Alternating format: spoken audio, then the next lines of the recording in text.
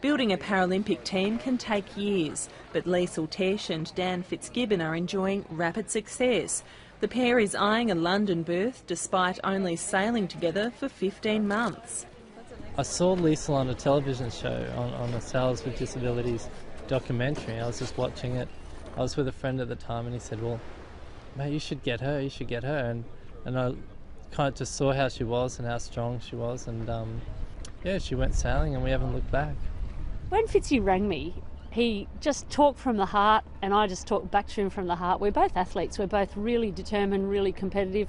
There's no crap, straight to the point, like spade's a spade out there, and it's working.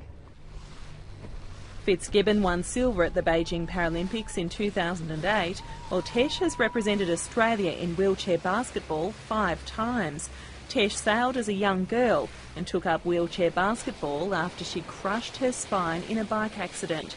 She's now back to where her sports career started. When there's a basketball court, there's a ring at each end and it doesn't change. On the bar, we go out the second day sailing, the wind's coming from the direction, the racetrack's up the other way. They blow a whistle, they extend the racetrack, they shorten the racetrack, the wind comes from the other direction. There's so many variables. These scud boats are standard racing yachts with a high-tech twist for athletes with disabilities. The seats can cant side to side 25 degrees and I cant it by a sip and puff system, so I suck on a tube and it cants one way, I blow and it cants the other way, and because my hands are strapped to a steering system so I don't ever lose grip on it and lose control of the boat. I can't see directly behind the boat, so we've installed a reversing camera, so I have a screen in front of my seat where I can see the boats behind me, what they're doing and their angle and whether they're trying to go around us, over the top or underneath. The pair races against Amy Barnbrook, a 24-year-old skipper who's had boats designed for her since she was 7 years old. Amy was born without arms and only has part of one leg. She steers her boat with an electronic control using 3 toes.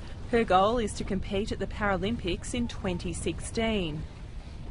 Getting out of the chair is fantastic, just being able to move in a different way besides being on wheels and feeling every single bump going over the ground.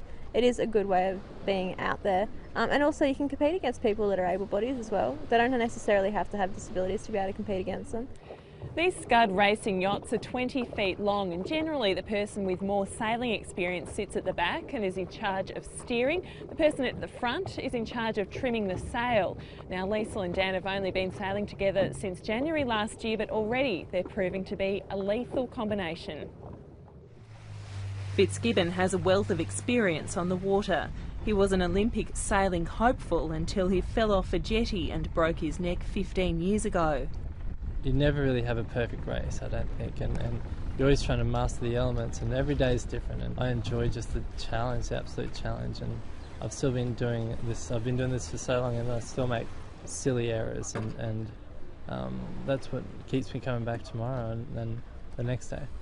Sometimes I think I'm having a bad day or work's tough, and then you just you look over your shoulder and you think, wow, you know, I'm not having a real tough day. Like Dan and Liesl are showing me that life's pretty easy, you know. Fitzgibbon and Tesch will race in France next week, part of a busy lead-up to the London Games. Amy Bainbridge, Lateline.